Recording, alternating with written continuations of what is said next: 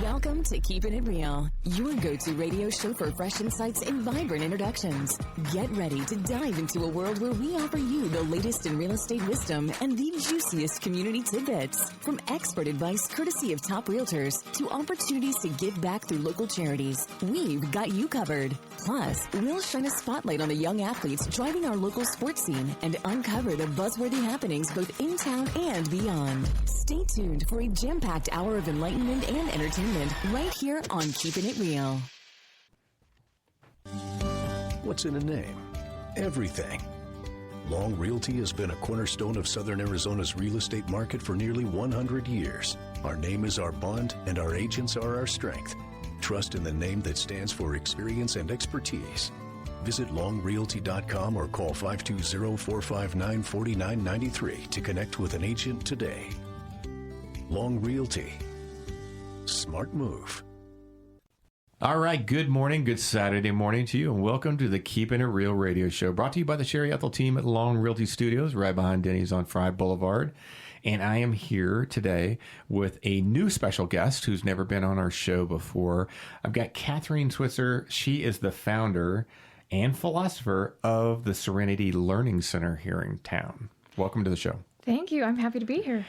Interesting, and so we definitely want to kind of talk about that whole thing. But first, tell us a little bit about yourself. We want to know, I think we had a conversation before offline talking about the show, and we always feel like there's wonderful programs like this learning center out there and establishments, whether they be a business or a nonprofit, and behind those is great people, and behind those are great stories. And so we want to learn a little bit of your story. So what brought you to Sierra Vista? Where do you come from? Where do you hail from?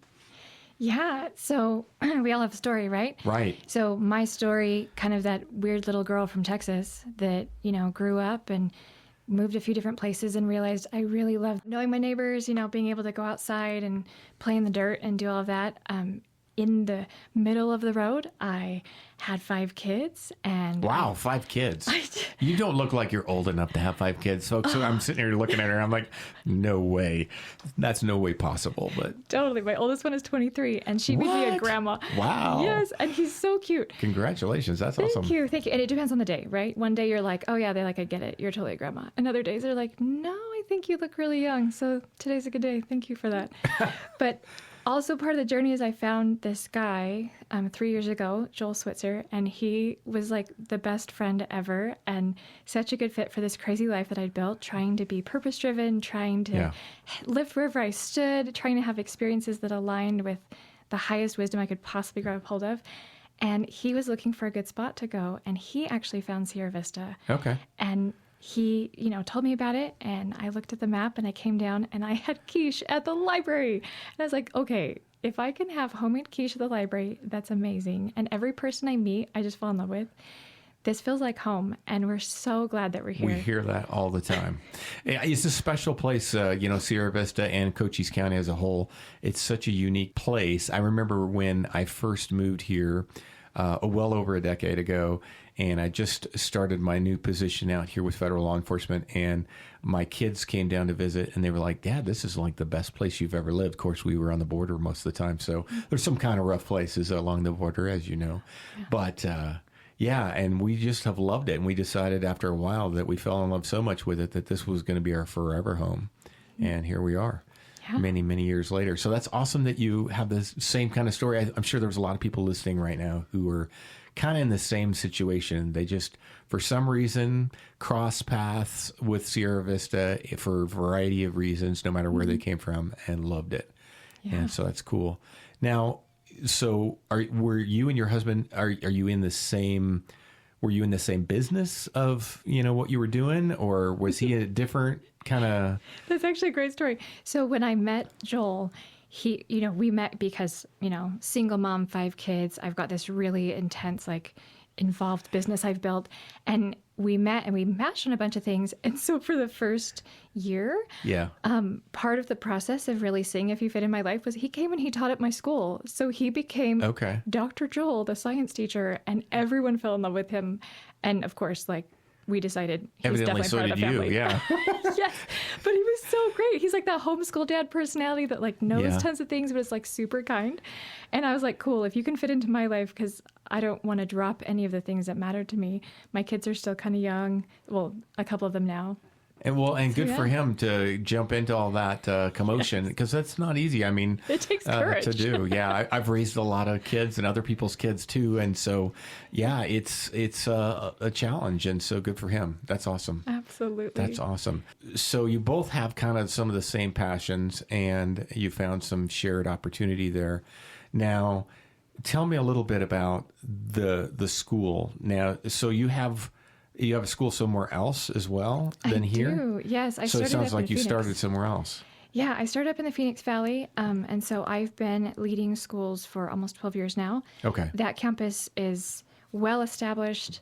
It's so fun. A lot of cool stuff's going on. But let me tell you, the gardening is not as awesome Yeah. as it is here. Right here. We've worked kind of special. Even the golf course has some very special greens because of certain things will grow at a certain elevation. And so it's pretty neat that we have that kind of stuff. Yeah. So tell us about Serenity Learning Center here.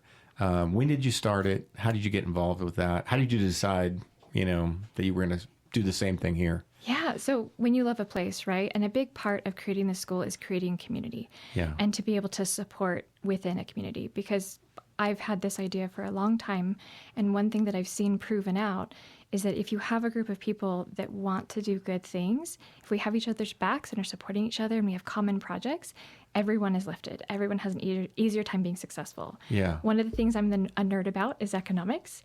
And I really love the Really? idea of entrepreneurism really supporting the individual and also supporting culture in a family and supporting women and men being able to really find their purpose and passion.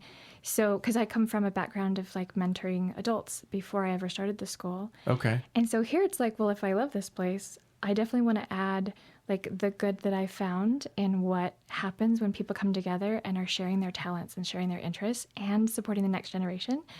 And I kind of told a couple people, this is what I do. And so we had about a year-ish of people saying, hurry up and start your school. We need something. And I'm like, that's awesome. But I can't just like start it because it's not like a corporate thing that comes in and buys a big fancy building and hires a bunch of employees. Like it's really organically designed and built by those that are here and local and have their own needs. Mm-hmm. And then my husband calls me up and he goes, guess what? I found it. This is the property. We need this property. And so we closed in June on this amazing 3.5-acre property that had this house that didn't really feel like a house. It really felt like a school. It felt like a safe, fun place for us to create things. And then already had orchards and a perfect spot for all the different little pieces we want to build as we go. And so we closed. And then we started in August with a small little group of families that we kind of crossed paths on either Facebook or through word of mouth. So you closed in June, opened in August. That's right. That's crazy. That's super fast. Yeah, it's kind of fun that a few people didn't believe we'd do it. And I'm just like, I've done this before. Like, it's going to be great. And we're just start really small. We actually started a lot bigger than I thought we would. Okay. And now we're able to like grow and tell people about it because we have room. So what was when you first started it and you're like, okay, I'm going to build this organically here in this little community, and which is great, by the way, too. I have teachers from both the public schools and from private schools on here all the time, and it's always great to hear from our educators. And in fact, we'll have some other folks from another learning center. So I always love hearing about what the educational process is, how it's evolving, how it's changing, and the new dynamics that are coming into play, especially for a small community that maybe, people are looking for maybe an alternative or smaller classrooms. And so, there's a lot of people out there. So you've got to be able to fit, even in a small community like this, a lot of different kinds of needs, I think. Absolutely. And that's really our bread and butter, is because we focus so highly on development of skills and development of the self and development of relationships. Yeah. Right? Those building blocks of becoming a person that can thrive. We don't overstep into parental stewardship.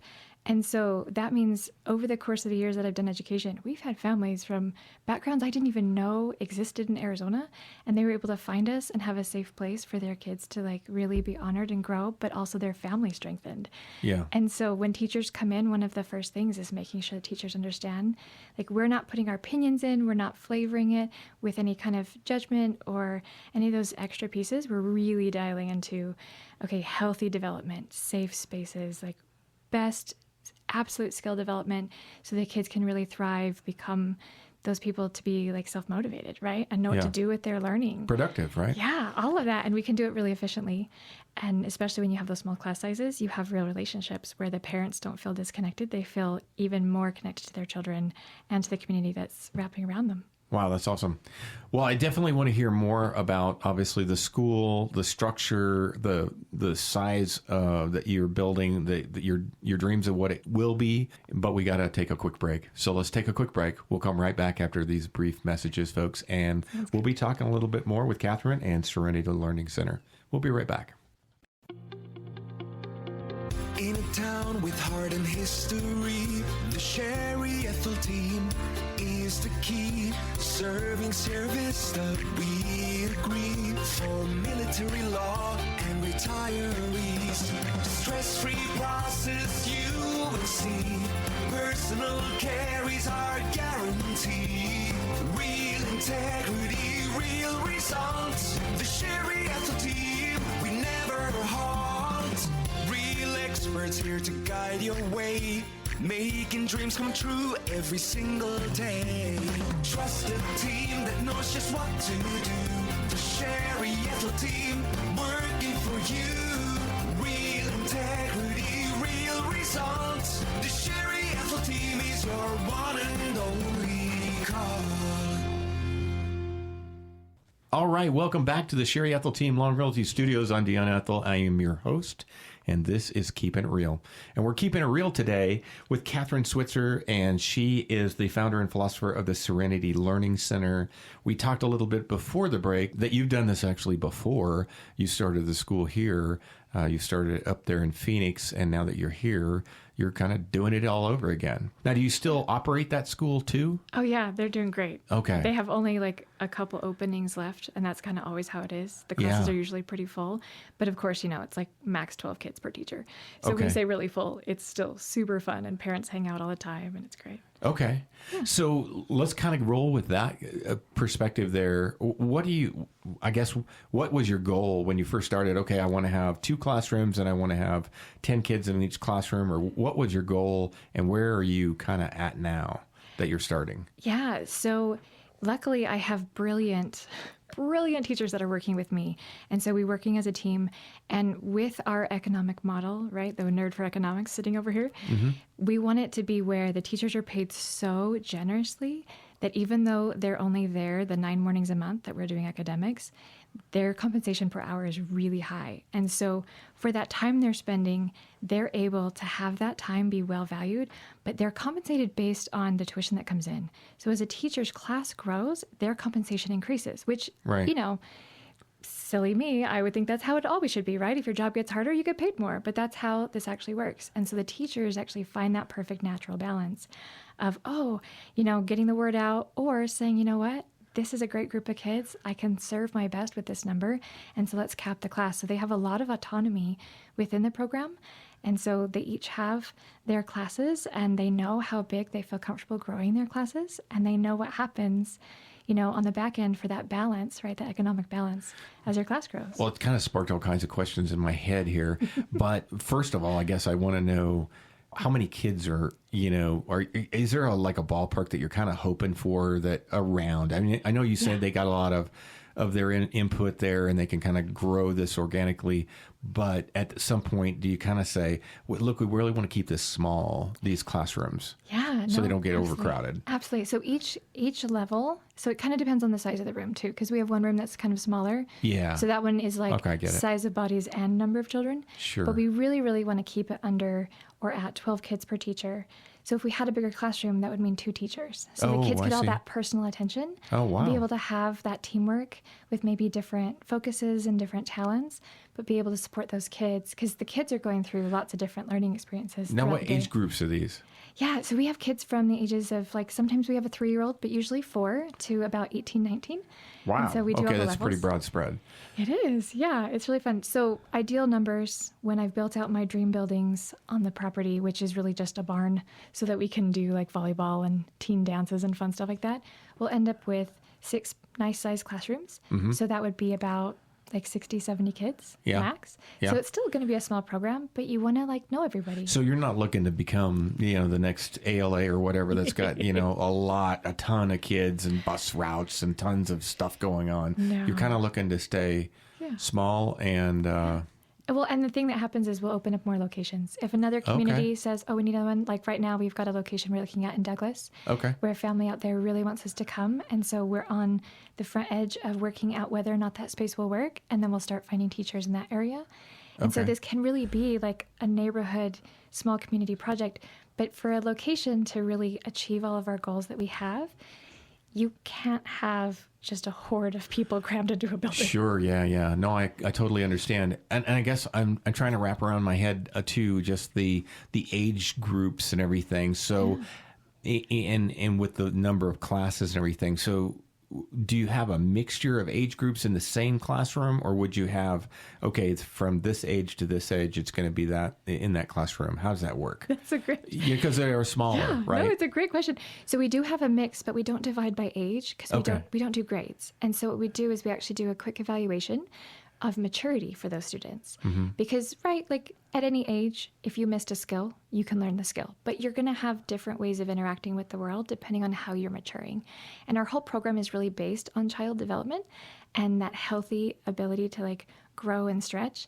And so there's a whole philosophy underneath it. Instead of just following somebody's rules, we actually looked at what do we know about how to help people actually grow to the point of thriving. And then those individual groups, those are the groups that meet together, and then they're working on an individual lesson plan, individual activities, even individual work, depending on the topic. So they're getting all of those really personalized experiences, but they're with kids that are also learning things like boundaries. If I push it, does it fall over, right? Those kids that are 5 and 7, lots of times they don't need to worry about hierarchies at all. They're really trying to figure out, do I have the power to say no? Do I have the power to say yes? And then they mature into those different levels. And so we're actually teaching child development too, to any parents that are interested. A lot of times they find that piece of, oh, that's why my 12-year-old needs something that looks really different than my 7-year-old. And a school should be like that if it's going to, say that they support different age groups. Interesting. So, and I love that. I guess one of the things I'm thinking of though is, so how does that fit into, we're so used to the standard public school kind of, structure, and that there are grades and there are passing and fail. And I'm sure the state requires certain benchmarks and whatnot that they hit. Are you able to deliver those benchmarks too? Or how does that work with the state? And I don't know if there's accreditation or I don't know anything about it. These are great questions. I love these. So let's just start off real quick. Yeah. So the old system was built off a Prussian model. It was built off of behaviorism, which has been disproved regularly. Have you ever seen the videos online where they talk about we used to think the mice would drink the poison because they were thirsty and they would just keep hitting the button, right? So it's this toxic substance they're drinking. And then more modernly, they said, oh, so behaviorism is a problem. Even for the rats, if they had community, relationships, plants, and a beautiful environment, they wouldn't choose the drug. They would then choose to go and lead healthy lives. And so they're kind of cutting down lots of those philosophies, but that's what the old education model is built on. It's built on buzzers that trigger a stress response. It's built on judgment and categorization and stress and hierarchies and divisions of people. Right. So John Taylor Gatter's a fantastic resource. If anybody's really interested in looking into kind of what public school teaches, right, those strategies teach, he's fantastic. And he says it with a perfect New York accent that I could never pull off. But when you go into actual, healthy, what do we need to be able to have long-term learning, to be able to have the mindsets that can be great mathematicians, the ability to understand the different pieces for each topic, It's really structured differently. And so what we did is I built a program that's built on those things based on development for children, but we went back and I looked at all the benchmarks and all the skill sets that they teach in the credentialed systems, and we're able to recognize, first off, there's lots of repetition and wasted time. There's lots of things that don't actually build skills. It's just using up time. Like, it should not take 12 years. Right. Yeah. No, I got you. I totally, yeah.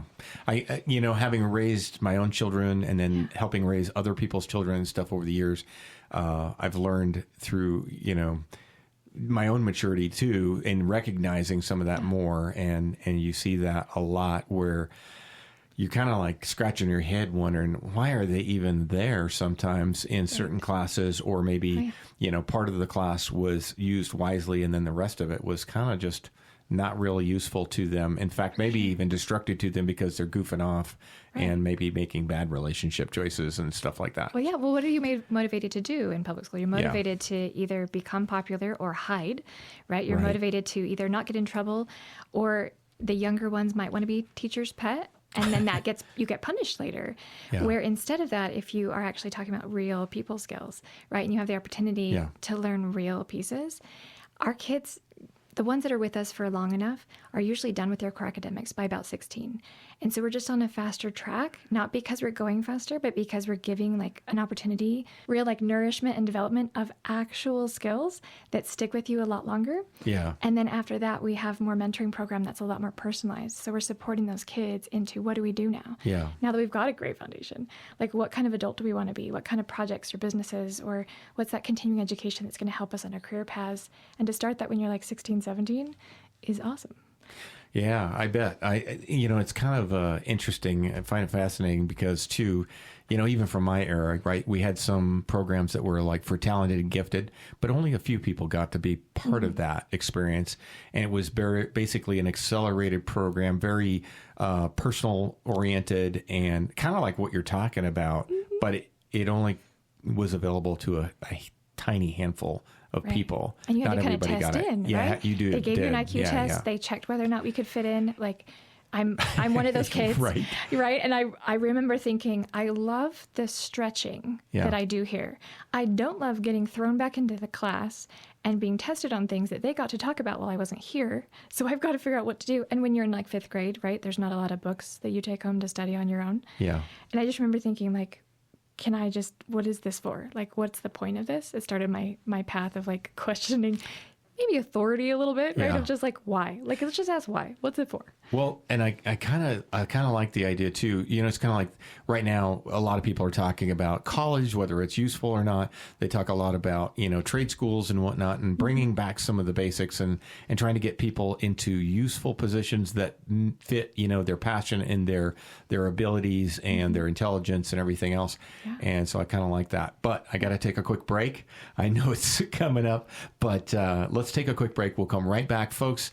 Again, this is Kathryn Switzer, founder and philosopher of Serenity Learning Center. We're talking all about education, and we'll be back after a few short messages, and we'll talk some more about this educational process. We'll be right back. Discover excellence in real estate with the Sherry Ethell Team at Long Realty, your premier choice in Cochise County. Sherry's amazing team brings honesty, expertise, and a deep understanding of the local market. Whether you're a first-time buyer or a seasoned homeowner, they're committed to your peace of mind and handle every detail for you. Their approach? Personalized service, above and beyond transactional real estate, building lifelong relationships, nationwide connections, local expertise. There's a reason this team is amongst the top realtors in Arizona and across the nation. You owe it to yourself to call or visit the Sherry Ethell Team, the top team at Long Realty, behind Denny's on Fry Boulevard in Sierra Vista. Call or text 717-599-2439 or Google us for more info. Real integrity, real results. Do uneasy markets have you waiting for the ideal moment to make home ownership a reality? Your answer lies in a conversation with Sherry Ethell and her exceptional team at Long Realty, a name synonymous with trust and reliability in Arizona's real estate landscape. Hi, I'm Sherry Ethell, Realtor and Team CEO of the Sherry Ethell Team at Long Realty. Your ideal moment has arrived. We tailor our approach to you and your needs and goals. Let us put our extensive network to work for you. and take the stress out of the process. Whether buying or selling, remember the name Sherry Ethell and the Sherry Ethell Team. Visit the Sherry Ethell Team at Long Realty behind Denny's on Fry Boulevard in Sierra Vista. Call or text 717-599-2439 or Google us for more information. Real integrity, real results. All right, welcome back to the Sherry Ethell Team, Long Realty Studios, Keepin' It Real. And we are keeping it real with Kathryn here, the founder and philosopher for Serenity Learning Center here in town. And it's a fairly new school, not new to her. She's actually successfully done this before. She's been an educator for a long time, but kind of a different spin, I guess, a different take on the educational process. And we were talking a little bit about why it's designed, why you're designing it the way you are. And we talked just briefly kind of about, is there any accreditation process or is there anything that you have to do to be able to teach kids in school? And what's that look like? I don't even know anything about it. So the state of Arizona is like, we're neck and neck with Florida with the highest level of educational freedom, which if you can imagine, that means there's lots of things going on, right? So you're going to have schools that are wrapped around a special interest, but they didn't teach them about finances. Or, an average school that's going just through what the standards are, but they're also not, covering certain skills. Okay. So we love the freedom. We're super excited about it. And with the freedom, part of that is that funding is available for everybody. But on the accreditation question, it's really important that if somebody really needs accreditation, I ask them why. Because our kids can very comfortably go right into college. They can do dual enrollment. Lots of our kids up in the Phoenix Valley are actually doing college-level career development programs at the same time that they're doing their Serenity classes. And so that progress forward and being able to get credentialed at a more adult level, at career levels, is very simple and very easy. It's actually, the door is a little more easy to open for those better programs when you're from an alternative education background. Jobs that say we need you to say that you're done with high school and have a high school diploma, that just means a high school diploma. You can, homeschool families could make a high school diploma. So ours is definitely beefier. Our transcripts are definitely beefier, and they've got a lot more details on there than some of the things you'd get if you were just, like you said, in those classes that just take a lot of time. But we do not do traditional accreditation because that would actually separate out from what we do and not be able to really fill and serve. They put you more in that box, right? They really do. And it's a very expensive process where it's a lot of paperwork, it's a lot of oversight, and it's a lot of you have to stay here. But what if you have kids that are ready for the next step and they're ready to move on? To hold a child back is so demotivating for them to be able to look forward at why their education matters, where they're going, who they are. If you're saying, no, you can't learn that yet because you've got to stay what's on the script for somebody your age. Isn't that funny? I actually, so moving around the border in different places for my work, we had an opportunity to live in some very small towns. And in one of our little small towns, my oldest was in high school, and they actually told him, hey, you're too smart. We really don't have a class high enough for you. So you have the choice of either taking the same class again or being an aide, a student aide. and that was one of the things actually that drove us to, I drove 100 miles each way to get to my work so that we could move to a bigger area and have more opportunities and experience. And that was a long time ago. My kids, this one particular one is almost 40 now, which is hard to believe. But and so, even back then, it was a struggle. And now people are looking, you see a lot more folks who are homeschooling or looking to our alternative methods to be able to ensure that their children are getting a higher education and a little more advanced jump on society. Absolutely. So interesting conversation that we're having. Yeah. And you've just got a million thoughts in my head and questions about, so how does this work? So help me just kind of paint, a picture for our listeners today in what kinds of things do you do that maybe are a little bit different in the way you approach educating somebody? And you could tell me maybe at a younger age, some examples, and maybe at an older age, if you're 16, what kinds of things are you focusing on? What do you focus on? No, it's with great. that? So first off, we actually focus on what education really is. Okay. Right? So it's not a knowledge acquisition and it's not test-taking skills. It's the ability to actually grow as a person. Okay. Right? And to change, which we would hope that that's what all schools were doing, saying we want you to be able to be a well-rounded, thriving human. But a lot of times it just falls into the rubrics that they can measure because it's not as organic and relationship-driven.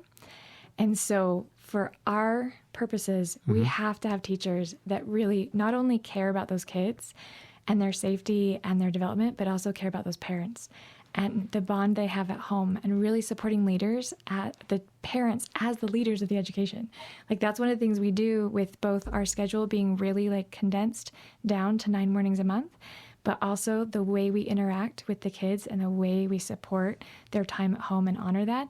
Because parents are the ones that are saying, if this school is working, if this activity is working, if your actions at home and the way you interact with our neighbors is working, we want to help that even get better. And so we're doing lots of, the whole picture needs to improve. And then the little ones all the way up, there's so many things they do that just feels really fun, right? Our youngest students feel like they're just having a good old time. They're doing great. But we're also teaching them really strong foundational skills of phonograms and blending and the building blocks of mathematical thinking instead of just memorizing. They're designing the ideas and they're testing things out and they're really getting into it and being able to communicate what it is they're doing. And so then it goes all the way up. And so not only are the main academic subjects being really mastered all the way through, but we're also filtering in people skills, right? So that idea of building a sense of self and the idea of building collaboration skills, those leadership skills that allow you to be able to have both the communication, but also the awareness of how things interconnect. I like that you brought up the gifted and talented programs that are out there, because what those programs are specifically trying to feed the connected thinking of the population of children that they've identified are already kind of doing it. But really, all of us, when we find things that work for us, it's because we're able to connect ideas. So the whole program is really kind of built like that. But a student can come in at any point where they're at, and we're going to actually help heal maybe an opinion about math. Maybe a child doesn't like math. Maybe a mom hates math. Yeah. And we're going to be able to heal that and show the purpose and intent and the use, but also the fun of everything that we're doing.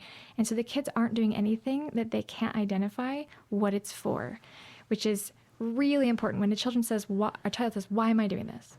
And you need to be able to answer that question, or if you can't answer it, why are you spending their time on that? Yeah, right? That's interesting. So we've got lots of that stuff going on. I could keep Yeah, no, it's very interesting. I'm just kind of taking it all in here and trying to figure out what that looks like. And I'm sure some of you who are listening out there are thinking the same thing. Okay, well, so because it's not traditional, it's a little outside of the box. And so it's especially difficult for some of us old timers to even try to think of what's that look like. Do you want to hear what a day would be like for a student? Totally. Awesome. Okay. So before the students get there, all the adults are invited, but the teachers are taking turns, and we have 15 minutes. We call it Serenity Morning. Okay. And we're actually talking on one of the topics that make this possible. So we as individual adults are learning about child development, brain states, healthy connection, how to, inspire better or connect with the children. We're going on different topics. One of my favorite resources is Becky Bailey's Conscious Discipline, and there's a version for parents called Easy to Love, Difficult to Discipline. We as the adults are difficult to discipline. And the kids, when you understand child development, are so easy to love. And it's so easy to say, oh, I see what you're trying to do. So anyways, we take those 15 minutes. All the parents are invited to come and join with us. It's great discussion time. It's awesome. Then we have a few minutes where kids are coming in and, they miss each other because we're not there too much, right? And so they come in, they're kind of hanging out. Teachers are getting their classrooms ready to go. And then at 9 o'clock, we start class. And so each individual class has their teachers, and they go through the order of the day. They might start their day talking about their intentions for the day and what the plans are. They've got their schedule written out, so the kids get a chance to kind of be in the process of knowing when their breaks are going to be and what the theme for history is going to be, and maybe a follow-up to a project they started last week. And so they're getting to kind of collaborate on that. They're going to be talking about something that we call a leadership principle, but really it's a principle of learning how to thrive. So it could be a mindset discussion. It could be on how to have better friendships and hold boundaries, any of those topics. They're going to probably start out with like a discussion on that or an activity. There's lots of fun games that help model good leadership skills. And then they're going to move into the 4 academic subjects with language arts and math and history and science. The science is going to be super hands-on. It's going to be something they're actually doing a real experiment, doing some real research about. The history is going to be a discussion, and usually it wraps into kind of the leadership lesson and seeing how people in history either made choices that worked or they made choices that had different consequences, and the different structures around the different communities that have been on our planet. Math is a little bit of group time where we're seeing like how it applies and what it's for. And the interesting side of math, it might even be connected into the science lesson they had earlier, but then there's going to be independent study time because it's really important for kids to learn how to self-pace and how to self-motivate. And then their language arts is going to be something, it might be a service project they're working on, or it might be something that we do pen pals with our other campus, and putting together those letters, absolutely applying principles of grammar and higher language art skills, but also creating things that are real. They're going to go to real people or get published on a website or be shared with another class. I see. And so going through the course that day, and then what they're going to be in the classrooms, we have tables with chairs, and so it feels kind of comfortable. And, sometimes that day the teacher will surprise the kids and say, oh, I moved the tables around, or oh, we're going to be on the floor for a minute. And then they're also going to have time to go outside and play. And it's beautiful to see even the older teens get a chance to still be kids, right? We're talking about high-level things and high-level skills, but they still are kids. And so they can climb on the jungle gym. We got this like cool ninja playground jungle gym, and part of the playground was built by our teenagers with one of our master craftsmen that came in and did a workshop. And they go and they're eating real food. And during the day, we're trying to help them get to the point where they're not raising their hands to contribute to the discussion. Because, right, as adults, we learn to just be aware of the group. And that's interesting. It's so I like cute. that. Yeah, it's so cute to see them like trying and like, oh no, I raised my hand. And it's like, that's okay. But like, we want to get to the point where we're just like noticing each other. You look for those natural breaks. Absolutely. Yeah. And they don't raise their hand to go to the bathroom. Like, they know how to listen to their body. They can pull a snack out during the day. We even have that discussion. If somebody's, having a minute to say, oh, do you have a need, right? Do you need to drink of water? Do you need a break for a second? Like, helping the kids listen to themselves instead of just maybe the person that's the oldest in the room. They are getting to be treated as adults, and we're building up those skill sets for them to look at themselves as like their own agents, right? Yeah, I like that. Yeah. I like that a lot. Yeah, then the day's over at 1:00 and they either go home or stay and play for a little bit. Lots of the kids try to stay as long as they can. And then we start electives at 1:15 that are all like this beautiful smorgasbord of different things that they could pick from. And yeah, that's the course of their day. Well, I definitely want to talk more about that. I'd like to learn more about, I know you mentioned, 9 mornings a month, and I kind of want to ask a couple of questions about that. Yeah. Let's do that right after a quick break. We'll be right back, folks. Again, this is Kathryn Switzer, founder and philosopher of the Serenity Learning Center, and looking forward to talking more about education. We'll be right back, folks. We're the real wayfinders, the trailblazers, the go-getters. In a town where the desert wakes before dawn, we don't just talk, we make things happen. And when we speak, it's real, it's genuine, and it's worth hearing. Tune in every Saturday morning at 8 a.m. on Canyon Country 97.7 FM. Join the Sherry Ethell Team for Keepin' It Real, where top realtors, local heroes, and the heartbeat of our community come together. Raw, authentic conversations, expert market insights, and the best local events you can't afford to miss. Keepin' It Real, celebrating our community. Bold, genuine, one of a kind.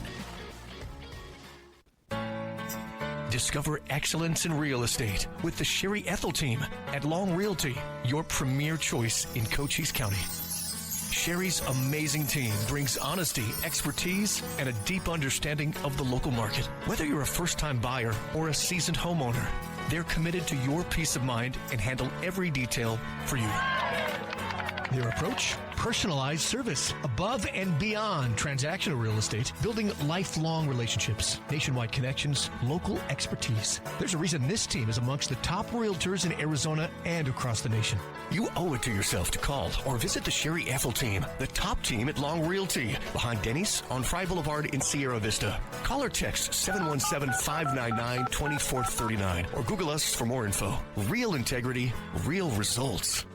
All right, welcome back to the Keepin' Real radio show. I'm Dion Ethell. I'm your host, and we're here sponsored by Sherry Ethell and her team of realtors at Long Realty Studios right here behind Denny's on Fright Boulevard. And today we're talking about education, kind of a little bit of an alternative education. Is that what you would refer it to as alternative education? Sure. Or what do you, I don't even know what the real name is for that, but it is different. You know, there is a difference. And I've had a number of people on with different spins on that. And even, you know, talk to a lot of people who are homeschoolers and how they organize. And it's always interesting to me. Because like you said, Arizona has a lot of flexibility. Kind of want to understand that. Especially too, you know, if you're thinking now about enrolling your child, and I'm sure like most parents, you're very protective and you want the best for them. And so there's an opportunity to kind of talk and pull some of those strings a little bit and learn more about it so you can come down and have a intelligent conversation with the folks here at the Serenity Learning Center. So, Kathryn, tell me about, you mentioned the 9 mornings per month. That doesn't seem like very many because we're used to like the standard, you know, 20 days a month, you know, or whatever it turns out to be, and long days. A lot of wasteful time in there probably, but so tell me about that. I mean, what's that look like? So I like to think about flow, right? When you've got really good flow, you've got to make sure the gates are open where you want them to be and that they're closed where you don't want them to be. Yeah. And so when a teacher that has the intention to support children in healthy, holistic development knows that they only have 9 mornings. So we meet Tuesday, Wednesday, Thursday, 3 weeks in a row, and then there's a break. So those teachers... Every month? Every month. Oh, wow. That's it, those 9 days. And so it does a couple things. Is there no requirement for how many days you have to do it? So as a school in Arizona, we have to offer a certain amount of hours. Oh, okay. And so we round those out with electives, just like a traditional public school. They have electives that's part of their day. We have those, but parents can choose which ones they do and when they do them and how often they. So like the electives become a lot more flexible with us, but the core academics are really easy to target because it's those 9 mornings, right? Tuesday, Wednesday, Thursday, 3 weeks in a row. So that's where the real work gets done, and then the other things are, you know, stuff that they want to kind of pursue. And it's great because then kids have time outside of that to like apply what they've learned, right? And create things. As the kids mature, what you find is they're doing more where they're saying, oh, I have this opportunity to go research this and like create and bring it back to the class. And so they don't have assigned homework that's generic. They have something that's really aligned with the projects that they're working on. And so on their own, they're going to libraries and they're building things and they're trying stuff out and bringing it back. Okay. But we want them to have that self-motivation to do that, not because it's for a grade, but because they see what it's for. Now, really cool. so that brings me kind of to another question, and just thinking about it. So how involved is this for the parents? I mean, I know they have their little 15-minute thing, but for lack of a better reason, you know, they kind of got this babysitter out there because they're working full time. It's not uncommon to have, you know, 2-income families to be able to make it in this world. And so mom and dad are out there working, and now you've got this kind of unique format. Is that a struggle at all, or? Yeah, so we kind of have different angles that we come at that, right? Okay. So angle number 1 is scholarshiping. And so lots of families that are choosing to do education that's better for their kids, lots of it's really expensive. Where ours, the baseline that's available to every single resident of Arizona is more than you need to participate at our school. Okay. And so they're not needing that work to then fund their child's education. Like that one's covered. And if anybody needs to know about it, like, we can help you out. There's 2 different scholarship programs in the state of Arizona, and they're fantastic. So that angle is nice. It's a little bit of an alleviated with still a high-level personalized program. Okay. The other side of it is, like some of the parents have actually come and created classes at our school and like boost their own economy, or collaborated with us and like done different projects. But for families that really need somebody to be with their kids, right, 5 days a week, all day, like we're probably not the best fit unless they have those other pieces, right? The elective programs or other programs they want their kids to be in, which they have that flexibility, but you know, it is that banquet where you can pick and choose the pieces you want. Now, you mentioned elective. What would be an example? I mean, I'm just trying to wrap my head around that a little bit. What would be an elective class? The one that came to the top of my head is there's a ballistics class. What? In the Mesa campus. There's so many things. So basically the electives are whatever the local talent. So it's like our existing teachers parents of the community and local talent in the community. There's lots of independent teachers that are showing up because of the scholarship program that's available now to everybody. Lots of people are realizing, oh, if I really just love this one aspect of education, I could just do that class and individually offer it. Or people that have very successful businesses, like there's a woman that's making very natural products. So she's actually going to teach the kids how to make candles and how to make those homemade soaps and things like that. So people being able to create classes that they created on their own. And we're like this beautiful hub for all these entrepreneurs and all these beautiful talents shared with the next generation. So those electives look like whatever the community comes up with. Yeah. So like I said, in Mesa, there's tons and tons to choose from. Sometimes it's like a harder core science elective where they're actually getting into things like dissection that we're not going to get into during the regular academic days. Yeah. But it could also be just time to like play with the math and really master like extra fun, higher level math skills. But it's also things like basketball and it's things like gardening. So right now we have gardening and we have a couple different baking classes and, you know, you just think of anything kids could do that would help develop their experience and help it be better. That could potentially be either a club or a class. Yeah. And you see that a lot more, even in the public schools now, where they're doing like a gardening exercise, and I think that's so useful. I think of my last, teenager that came through our doors. It was actually my sister-in-law's children, and after she passed away, we took her children and raised them, and the last one just went into the military, and he's in the Air Force. Go, Micah! But he did a lot of things like, learned on our property because we have a larger property, to be able to grow his own vegetables, learned all those kinds of things, how to care for animals and chickens and things like that, but also how to be an outdoorsman with scouts. And he became an Eagle Scout, and he just learned all these useful tools that I think really kind of, in my opinion, and it's just my opinion, but it puts him, he has an edge on other people. The human race, as a whole, a lot of people, and I know quite a few, who grew up in inner cities and they don't know how to do anything. And that's odd, to somebody who, like him, he's like, I don't quite get it. I know all these things. And you're lucky you got to participate in those cool things. And it's taught you a lot of great skills. You can live off the land if you had to. And it's just a neat thing to put in your back pocket. Where you don't get that in some locations. Right. Our time is so valuable. Yeah. Right. So to not just busy the children with just arbitrary classes, but be able to say, this is a very specific experience that either mom is saying, I really want you to have that, or the kids are saying, I really, really want to be a playwright and I want to practice this and I want to see my work up on a stage. To be able to have those experiences that are things that are not just using their time, but they can use their time really wisely. But then they also have time to like play and breathe and, relax. When kids have that opportunity to both rest and have focused work, they're learning a pattern that we as adults hopefully I'll eventually get to, where we realize if we're just pounding every hour of every day, we're going to burn out and we're going to be done and we're not going to do our best work and we're not going to be as creative because we're just showing up and just, clocking in and clocking out. But if instead we're choosing things where we say, I feel inspired and motivated and I want to keep learning how to be better. And this is not just for me, but also because I see it making a positive difference. Now we've got community members that are, really fun neighbors and really great friends and really great, family members. And so to be able to have the kids practicing that at a young age, that they don't just clock in and clock out.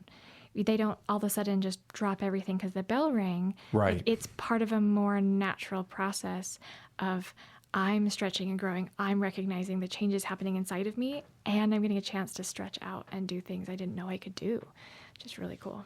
Well, it's interesting. And so do you think that this is this new kind of alternative thing that seems to be growing, and you see it more and more, even some of the larger schools, whether it be ALA or be some of the other things. We got Veritas Academy. We got a lot of Bereans, is another one. You've got the Stillwell Learning Center, all these different groups that are putting forth a little bit different take, each one of them different. Some of them have, maybe a religious focus. Some of them are a community focus, but you see a lot of that. Whereas in my day, it was all public schools. You didn't have, and if you did have a private school, it was very expensive and you probably couldn't afford it. Mm-hmm. Do you see that as kind of like a growing trend, what you're doing? And Yeah, absolutely. And alternative kind of has a specific meaning. So if you say alternative school, then that's where you're in that spot where you're like, they all kind of have slightly different focuses. We actually call ourselves a holistic school. Okay. Because it gives that opportunity to say, what are all the different ways you learn,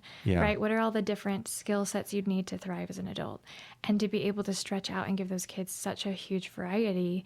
And as they mature, their class structure changes because their maturity is changing and their focuses are changing. That makes sense. Right? Those older teenagers do not need the same structure as a 12-year-old. Right. They really need to be able to have that sociocentric aspect really honored in what they're doing.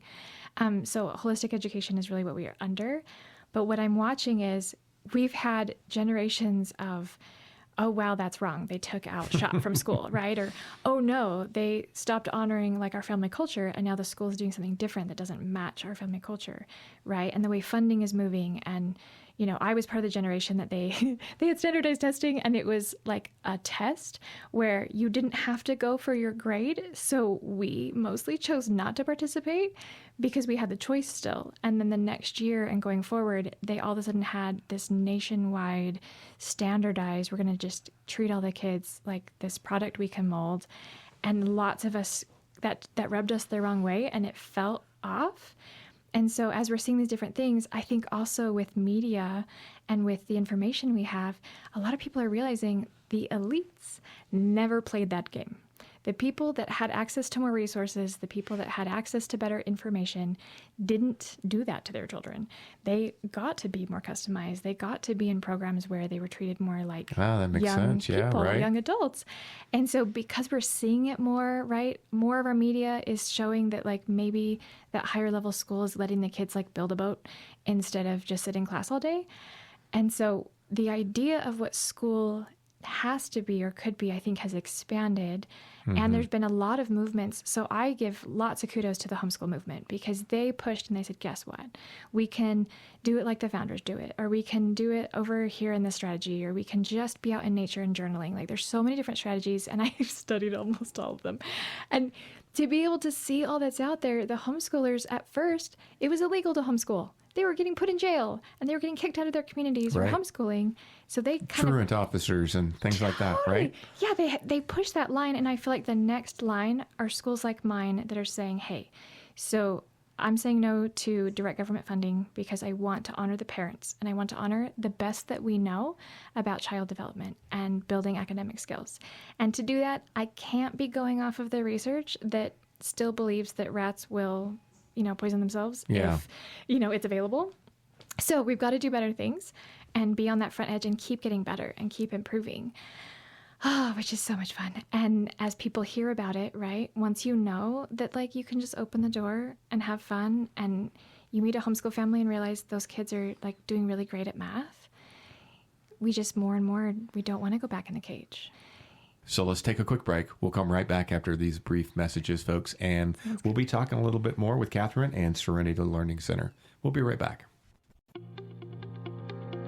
In a town with heart and history, the Sherry Ethell Team is the key, serving service that we agree for military law and retirees. Stress-free process you will see. Personal care is our guarantee. Real integrity, real results. The Sherry Ethell Team, we never halt. Real experts here to guide your way, making dreams come true every single day. Trusted team that knows just what to do. The Sherry Ethell Team, working for you. Real integrity, real results. The Sherry Ethell Team is your one and only call. All right, welcome back to the Sherry Ethell Team Long Realty Studios. I'm Dion Ethell. I am your host, and this is Keepin' It Real. And we're keeping it real today with Kathryn Switzer, and she is the founder and philosopher of the Serenity Learning Center. So last question for you, and then I'll let you kind of close with us. But what is the greatest challenge in this industry, getting started and going down this path that's a little bit outside of the box? And I love how you talked about, those folks who were in the elite world already got this, and they've been getting it for years, decades maybe, and yet we're just now kind of getting used to it at the average level, and now it's accessible to other people, just your average person. I love that part of it, but tell me a little bit, So that's kind of my goal, right, is to remove the barriers. Yeah. And so, like, I go out and I, like, buy the building and I, set up the tools and I model what's possible. So I'm using lots of courage, but I'm human, right? I still have days where I'm like, man, like, I'm having a low energy day, right?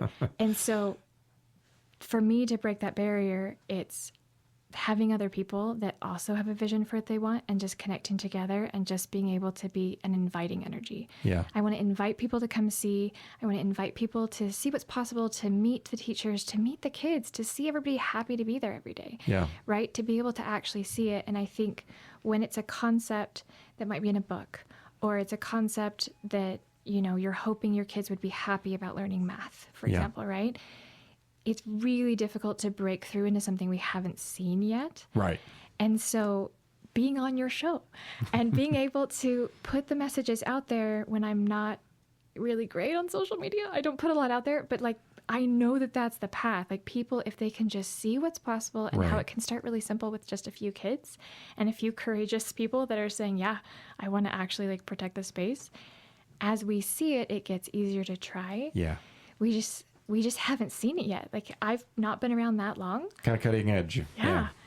And well, like any new thing, though, that's kind of the path, and it gets worn after a while, and then everybody gets used to it. But in the beginning, it's a trail, and it's really tough. And to be a trailblazer, and making the trail, it can come with some awkward challenges and stuff. Yeah. But exciting stuff. I love hearing about it. And it's like everything, every guest that we have on the show, they bring these stories and these, different ideas. And it's cool to learn about stuff that's in our own community that we maybe didn't even hear about before.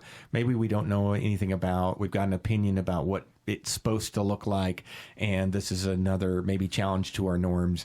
And I think that's a good thing for us to continue to challenge ourselves. So thank you for coming on the show and talking a little bit about Serenity. Yeah, my pleasure. Love it. Fun. Well, I hope you'll come back and we can talk about it some more. I mean, we barely scratched the surface, it seems like. We actually talked about the show before we started, folks, and I wondered if we would have enough material to cover in here, and I feel like we barely got into it, and there's so many more questions. So hope that you'll come back and kind of give us an update and tell us how you're doing, and maybe learn a little bit more, more deeply into the school system and how you're doing something a little bit different. Sounds good. Thank you, Dion. That's great. All right, Kathryn. This is Kathryn Switzer. She's the founder and philosopher of the Serenity Learning Center. Now, last thing for you is, how do they contact you if they want to get a hold of you? Yeah. And they want to learn more about this? What do they do? We have a lot on our website. It's serenitylc.org. There's tons there to learn from. We also have a phone number if you want to text. I manage the phone number. It's 480-757-5350. One more time. 480-750-5350. Perfect. And we have stay and play days. And so we are inviting families, if they want to bring their kids and come try it out on Tuesdays, they can actually come try out the day. Oh, or really? you could come tour on a Tuesday and just see what it looks like. See it all. Come sit with us, hang out, see what the campus is like. We'd love that. That's awesome. Well, again, this is Kathryn Switzer, and she's founder of Serenity Learning Center right here in town. And we're super grateful for you to come on the show today. Thank you. Thank you. All right, this is Keepin' It Real with the Sherry Ethell Team at Long Realty Studios. We'll be right back after these messages. Stay tuned and stay informed. Well, folks, that's a wrap on this week's Keepin' It Real radio show. As always, we're so grateful to have you spend part of your Saturday morning with us. Whether you're sipping coffee on the porch, out running errands, or out shopping for a home, we appreciate you. If something we said today sparked a question, or if you've got a great topic or guest idea for a future episode, we'd love to hear it. You can drop your suggestion in the Keepin' It Real suggestion box at the front desk of Long Realty, right behind Denny's on Fry Boulevard. Or just shoot me an email at sherry@sherryethelteam.com or call call or text me anytime at 717-599-2439. We love hearing from you. It helps us keep this show real, relevant, and rooted in our Cochise County community. We'll be back next Saturday from 8 to 9 a.m. right here on 97.7 Canyon Country, your first choice for legendary country. Until then, stay safe, stay kind, and as always, keep it real, Cochise County. Thank you for tuning in to this edition of the Keepin' It Real radio show. Join us next Saturday from 8 to 9 a.m. for more engaging interviews with top realtors and industry leaders, keeping you informed about the latest trends in real estate. Stay connected with us as we bring you updates on the dynamic events shaping our vibrant community. From exciting local happenings to noteworthy charities and causes, we've got you covered. See you next week for another edition of Keepin' It Real.